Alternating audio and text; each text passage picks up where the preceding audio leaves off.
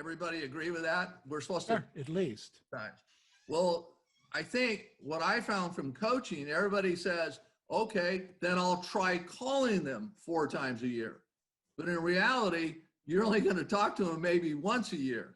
So to eliminate that error, I start at A and go to, I dial 55 people a day. So this ensures that I'm going to be talking to everybody 4 times a year. And then obviously anybody that I can get referrals, or I have to use the word, engages in real estate conversation, I'm going to talk to them every month. So I think that's a big misconception, you know, and I had this conversation with Mike Ferry, that we think, okay, we're going to quarterly call, but you're not going to talk to them 4 times a year because they're not going to be home every time. And a voicemail is good, but if you're leaving a voicemail 4 times a year, that's not the same as talking to somebody. Yeah, so we agree with that, Mitch. We think you need to be at least talking to them 4 times a year and touching them by mail and touching them by emails also. So good. Well, I think what it does, nothing slips through the cracks. Some people want to talk on the phone. Some people want, I mean, I've had older people don't have computers say, hey, I got your mail. We're ready to sell the house. And then some people, you know, we're going to look at email. So you hit all gamuts. Very important. Got it. Cool. Very, very good. All right. So you're focused on that. Now, do you pre-plan that? Is that set up for you? Do you wake up Monday morning and say, I have wait an a minute, agenda. I got to send this out. Does that happen? No, you got, if you don't plan it, put it in writing, it's not going to happen. So no, I have it scheduled out. My assistant executes it, but I have it to make sure she's accountable for it. And no, we have it all lined out exactly what we do. No, it's planned every year. Like I said, you don't have to reinvent it. I don't think, everybody thinks it's got to be this fantastic message, value. Well, I think it's more important respecting them. You know, when you call them, you get to the point, you get off the phone. If they're busy, respect that. It doesn't have to be complicated. Again, we mail this 3 the same every year and we add some, but I leave a couple of them open to be determined. Okay, got it. Perfect. So that's part of your plan on a regular basis. Yes. Got it. The expireds and for sale by owners, how do you attack those? I love it. I start calling at 7:30. You know why I call it 7:30? No, I'd love to know. I used to call it 8, but I started hearing the word, well, you're the second, third caller. So I call early enough where I don't hear that. Like I'm the first, I want to be the first caller, in other words. So I know it depends on your market. You got Southern California, so you can probably call it 5 in the morning. So if I want to be the first one. So for me, that honestly is 7:30, 7:40-ish. But I'm always the first one. Now, if somebody starts beating me to the punch, I'm going to call it 7:15. Because the way I look at it, they're answering the phone. Most time they want to talk. You know, if they don't want to talk, they don't. I just get off the phone. So I call it 7:30. I start going right at them. I want to be the first one to talk to them if I can. Got it. Got it. Okay. So perfect. So that's the for sale by owners. That's expired. Do you do anything with for rent by owners now? No, I don't. I would, but I looked into that and Red X, Vulcan, we don't have that many in my area. I'd love to have them, but we don't have them. I would in a minute. So, okay. I appreciate that. So as an agent, from an agent perspective, how has this COVID-19 affected the way you approach the marketplace, or has it? Well, 2 things, good and bad. I have a second home over in Cayuga Spike. Matter of fact, I think you had Hal Swayze on. I ran into him at the beach last week. Yeah, he said that. Yeah, he was giving me a bad time how slow I was running. I hope he didn't say that. So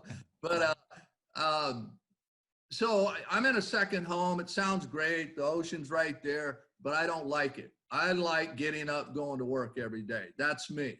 Okay. My staff is working out of her house. I don't like that. I'm a get to the office person.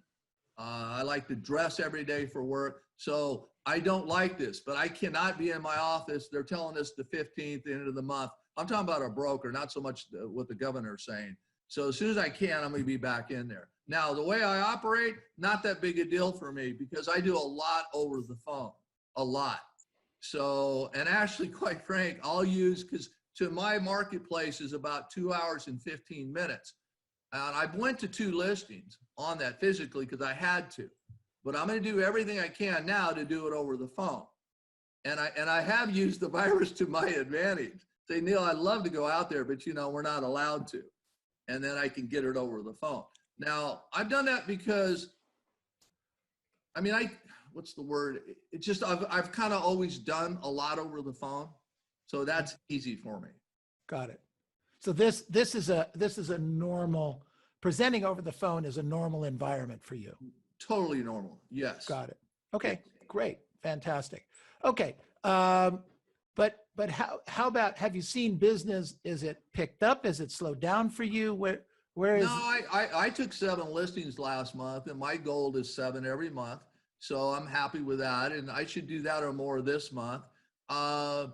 What was down for me is obviously showings. So we have to be real creative with that. Going back to you guys went, going through down markets, you learn. Now we're very aggressive on emailing other clients. I've never had social media in my life.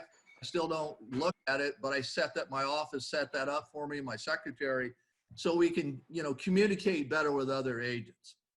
So I'm doing a lot more of that. So the showings were down. They weren't where we wanted. They're picking up again though.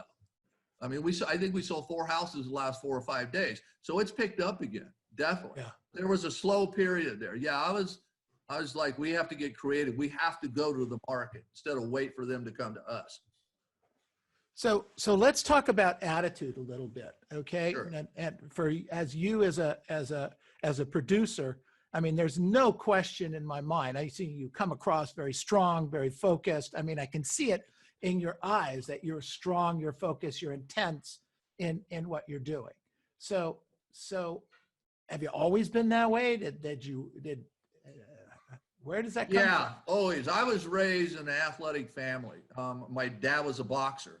You learn. That's why I connected with Mike, is sports, because, I'm like, real estate, I don't want to do that, and then I realized when I took the course, it's just like, it's so fast. You're good as yesterday. You got to work every day to improve. I get up every morning at 4:30, 4:15, because to get things done. So yeah, I have always been that way. I'm very, very passionate. So yes. Good. Clearly. Okay. Yes, it's just in the genes or the way you're raised, right? Yeah.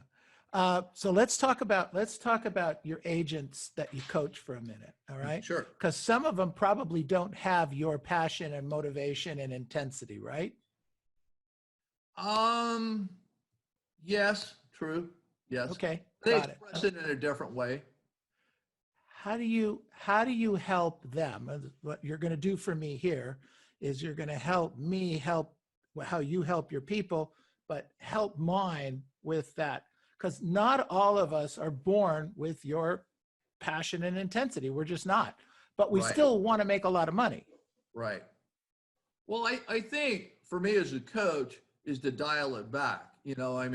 So I got to look like I coach Julian and Nancy, and I don't want to put them on the spot. I got to look at where they're at, and I've been there. I have to, you go back to 1981, that's a lot of years. So you got to roll, I got to really be patient, roll it back and realize where they're at. But also I think it's important to show them there is light at the end of the tunnel. That's part of my job of being out there, that you got to follow your schedule. You got to do what you have to do now, and you'll get there. So I think I'm a light at the end of the tunnel for a lot of them, to show them you can do it. You can. But also we have to be patient with the process. Like Mike says, it's not a sprint, it's a marathon. It's a little bit every day. But, I won't take excuses when they make promises that Nancy says she's going to do something. She'll do it. But if she doesn't, I'm going to say, hey, how bad do you want it? And but I'm going to let her to come to that conclusion. Right, Nancy? I don't know if she can hear me now, but she's shaking her head. So same thing, Julian. Julian's like a new agent, I'm sure, and he's learning, but he wants to be there tomorrow. So it takes time. Right. Absolutely. Fantastic. So how? Just versatility on my part as a coach. Okay, good.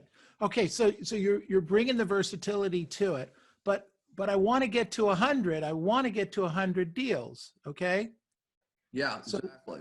So right. if I get a new coaching client, we find out and they put 25 deals and they just started and they're young, meaning young in age, and they don't really have a center of influence. They don't have business maturity. We're going to put a plan together. It's realistic. So as a coach, I'm going to be hard on that. I won't let them fool themselves. And a lot of people say, well, that's my golden dream. Yeah, but it's not reality. So I'm going to be realistic with them to help them be realistic. So on that, though, we may do a 5-year plan. If they're so obsessed on that, we'll put that 5-year plan and follow that. And, I think that's a key, but you got to go one step at a time. There's no question. One step at a time. Yeah. Unless, you're coming from a sales, you got a business background, et cetera, et cetera. So. Got it. Okay. All right. Good stuff. So clearly you have discipline in your world. I try. How do you teach discipline? Well, I think it all goes back to the schedule. To me, the schedule is everything. And I always say there's a reason Mike put that number 1 on the 21 point. I think it's everything. And because the schedule won't lie. I have a couple clients right now, they're emailing me their schedule and they're checking it off. Now, Neil, this is something I learned from Mike years ago and I love it. He said it at some program, I can't remember what, where and when, but he said, what's more important, the schedule or the to-do list? And I'm a driver, so I want to check things off. And he said, no, the schedule. But if it's important enough, put it in the schedule to make it a to-do list. So what I do, I have mine downloaded and, whether Outlook and in my phone, everywhere. But I print my schedule every day. And it's a document and it has everything on there that's productive. I get up, I do mindset, I role play, I prospect, admin, coaching, everything's on lead follow-up. I put lead follow-up on there 4 times because I found if it's not on the schedule, I won't do it. But the key to this is I print it and I check it off. Being a driver, I'm obsessed. It's more important for me to check it off than actually do it. So at the end of the day, I check it off and then I update my analyzer and I throw it away. But I think that's so important. So to me, that's discipline of following your schedule, and that runs into everything else. Like, okay, so I do lead follow-up 4 times a day, meaning going after new expireds and FSBOs. So if it's not on your checklist, your schedule, you're not going to do it. I call twice in the morning, call again at 2:30, then my last call of the day. And there's times I don't do it. I feel bad. I really do. But that's how you develop, in my opinion, discipline to get things done that really matter, production activities. Well, that's great. You broke it down in a really simple way. And Mike says that all the time. And you've kind of said it 3 or 4 different ways. But if it is not in your schedule, it will not get done. Exactly. But the key, I think, is printing it. And Mike says do that. Because, we have in the computer, it's out of sight, out of mind, looks great. But if it's not in your face, you're not going to do it. That's the key. That's a great point. Very, very cool. Good, good. Love it. So what else do you do for discipline? Do you have your calendar, do you have your goals set out for you in that way? Do you check those off on a regular basis? How's that work for you? Well, again, I'm going to go back to the schedule. Like I put in my schedule every Wednesday, because I have a staff meeting every Wednesday and every Saturday to review my business plan. On Sunday, I review my life plan. I have my life plan in there. And that's exciting over years to see what you've done, and you readjust it. It's a working document. So again, I put everything in the schedule. I work out every morning. I'm working out twice a day now because we got extra time, right? So that, and then obviously so important, accountability groups, role play. Role plays, is an accountability. I always tell what makes a good role play partner. Number 1, showing up. Number 2, make sure you're following Mike Ferry's script. If you're not, don't role play with them. And I always say I give my role play partner 2 flakes. If they don't show up, a flake to me is they don't let me know they're not going to be there. I'm done. I'm moving on. Hey, going a different direction. So I role play now twice a week with 2. I usually get 2 top agents better than me. And I have accountability group on Friday of coaches, but all of us are I don't know if Linda Holmes is here, but she's in that group. She's a great agent, learned so much from Linda. And then, you know, I have things scheduled every day. Mike's call Monday mornings with Mike, 7 a.m. I have my coach with Ira on Thursdays at 7 a.m. So that's accountability to me, discipline. So I found if you put things early in the morning, it's scheduled, then you have to show up. So I think role play accountability is extremely important. So Absolutely. Very good. So let me ask you something. I ask all the coaches this, helps me to help my people. What are you working on right now with your people that you coach that's helping move them forward? That what one or two small specific items that you're working with?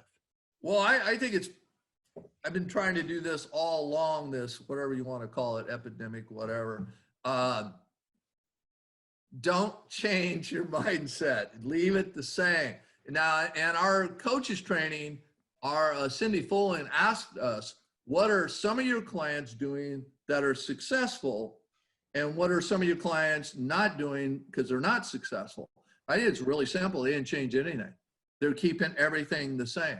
You know, and with all due respect, with Zoom and everything, I say it this way, we're going to learn the technology, you know, we're going to learn it, but don't quit your day job and go to school full time. You still got to make sales. We're going to learn it. You guys are lucky to have Neil educate you. You know, I don't have that. I got to figure it out on my own, but I'll figure it out. But don't change what you're doing. Don't look at it like there's something wrong. Get up at the same time, follow the schedule. You know, this is, okay, I know all of us, everybody in here probably calls expired listings, right?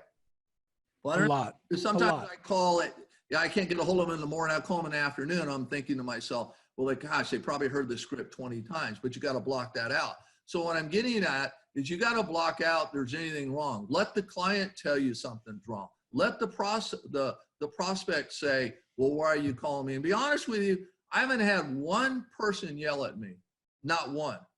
But wow. You can be sensitive to what they're saying.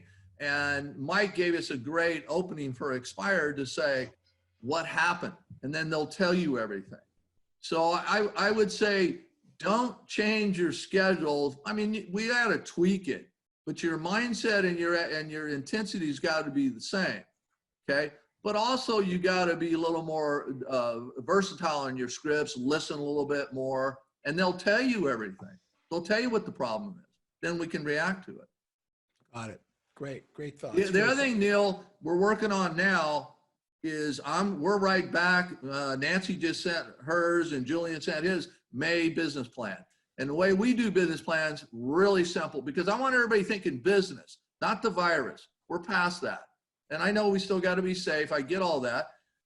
And all we do is days work, contacts, and listings taken. Real simple. So we're really gearing towards that right now. Get right back to business. And we're never trying to skip business, but that's where the focus is, not back here. Oh, it's great thoughts. Absolutely. So what's one or two things that you could leave us with that that you think we can move the needle that would help us right now? Well, one, I think it's going to start, I'm going to go right back. You got to look at everything as normal. Let somebody tell you it's not normal. I mean, really, I know it sounds simple, but it is. Let someone say, hey, my house is not safe to sell. I don't want to sell it now. I'm nervous. Fine, you move on. But let them tell you that. Things are changing every hour. I mean, it's moving fast right now.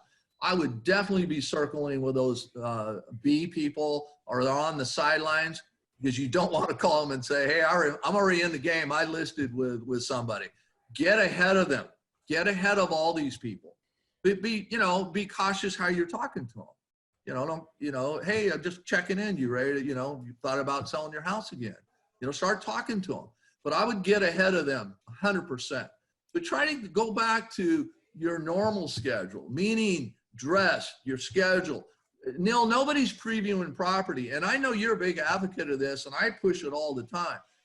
Even right now, I've been telling coaching clients and myself to drive, even when we were in lockdown, to drive by the house, call the owner and say, Mr. Expired, I just want you to know, I'm out in front of your house. I did that. And the person said, well, you can't come in. I said, I understand. I just want to look at your neighborhood. You got a beautiful house. I can't believe it didn't sell. But get back out there and do things like that. Go see things, get out of the house. So I think previewing is important. You know, go preview that home for a buyer. Even if you drive by it, that tells the client that you're hungry and you're out working. You're not afraid to go do that. That separates. Okay, I think another thing, if I'm hoping agents, now I don't want this to come across wrong, but I'll say it. I hope a lot of agents still try to figure out the Zoom, because I'm going to go to the house and take the listing. So in other words, that's normal. So if somebody's messing with it, I'm going to say, great, Susie over here is doing Zoom. I'm going to be at that house and take that listing. So I can give them the pen and say, sign right here, and I'm going to walk away with it. So when you guys, it's safe in your area and it's okay, go face to face if you can. I think That's great. You're That's great.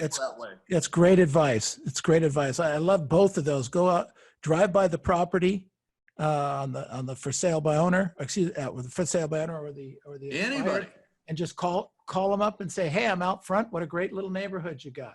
I love that. That's a great idea. Absolutely. Very, very cool. Mitch, this has been great. Can I open it up to some questions here for a few minutes? Sure. Absolutely. Okay. So, questions that you guys want to direct to Mitch?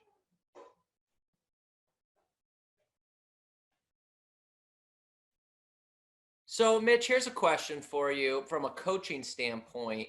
You know, you're obviously very big on the schedule, which to a degree was really good. So when you have agents on your coaching schedule that just can't seem to follow a schedule or put one together, what's your way of kind of helping them out with that? Well, I have a couple people like that, and I have them email me. It depends. I have a couple of them where I want them to email me right when they get to the office. I have some, I'll say, email me when you're done. Now, when I do that, my responsibility is email back and say, hey, Robert, I didn't get your email. What's going on? So I'll keep those notes. And then when we have our call, I can say, hey, you only followed your schedule X amount of times. So I'll have accountability with that. And then obviously have them set up their own accountability. But as a coach, I will do that to get them in the habit of doing it. Nancy and I did that a couple times on her numbers and so forth too. Yes. Hey, Mitch, I had a question. Yep. How far out of your market do you go?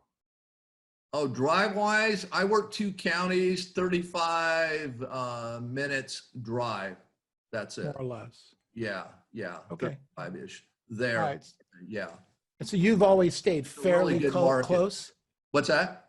You always stayed fairly close to your... No, when I started, I took Mike's advice. I expanded. I mean, I went huge, and then I narrowed it down. But again, when the markets drop, I expanded. I just recently, I'd say the last 3 years, went into a second market, but that's a different county.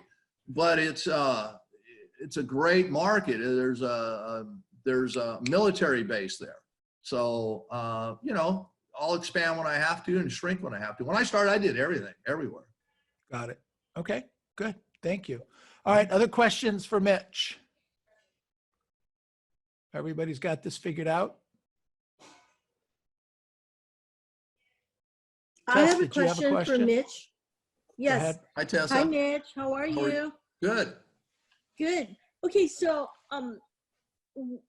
having a lot of, sometimes it happens to me where I could get a lot of accountability group.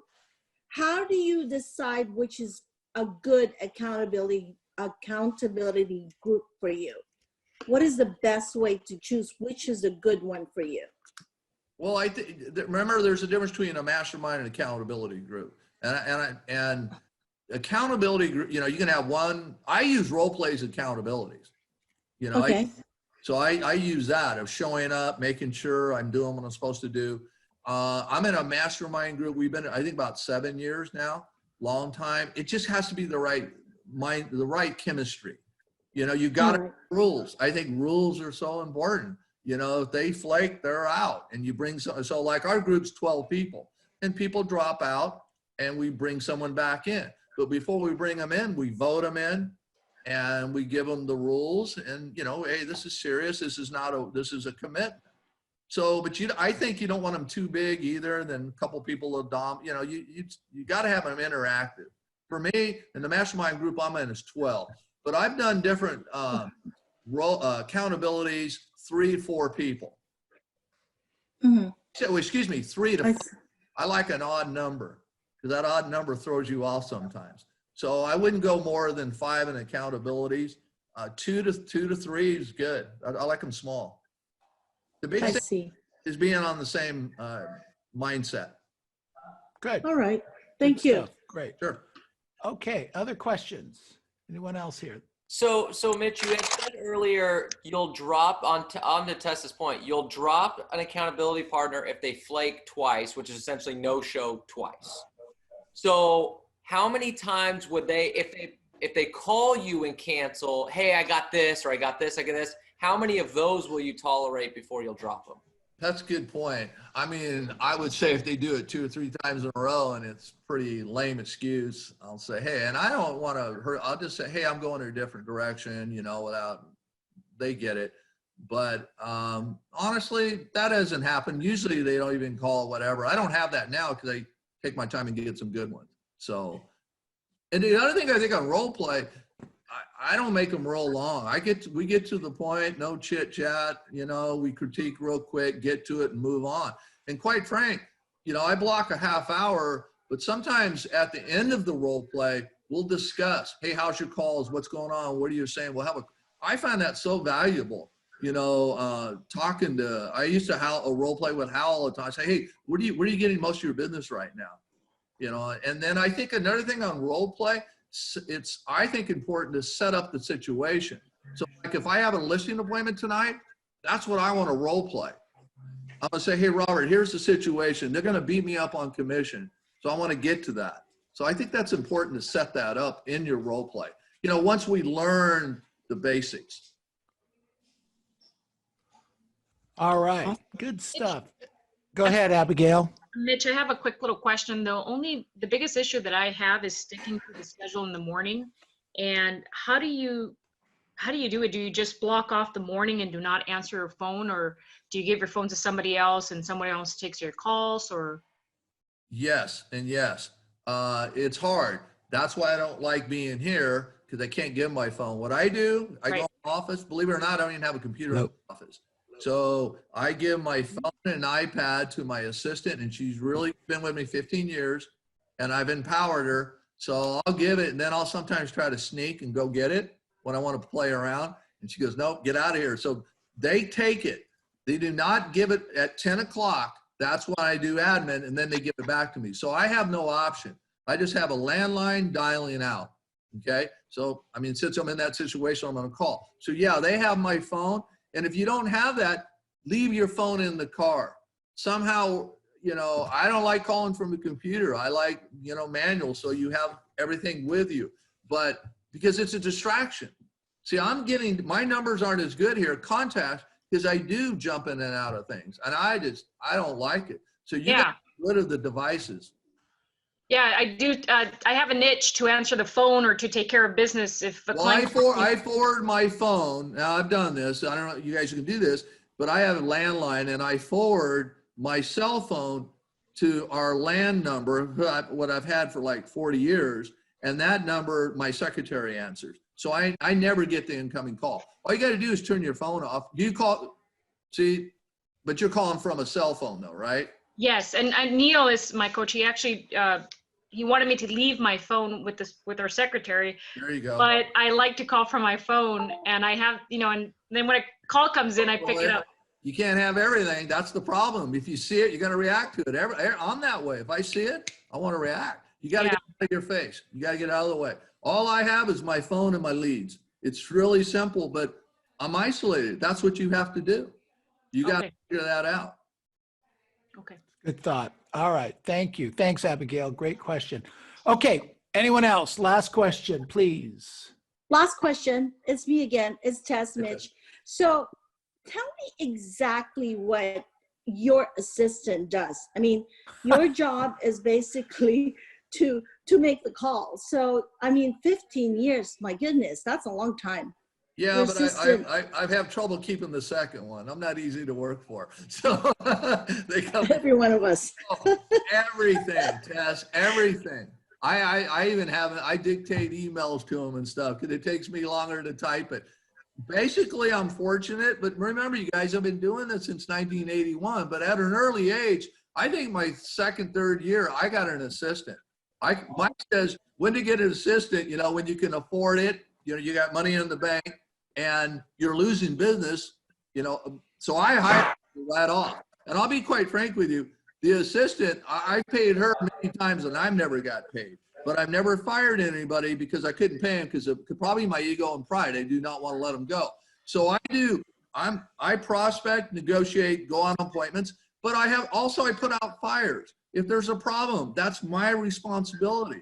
Ann will come to me. She can't figure it out. I'll give her direction. She can't, I got to do it. But I do it on my timelines, 10 to 11 or after 2:30. I will do that.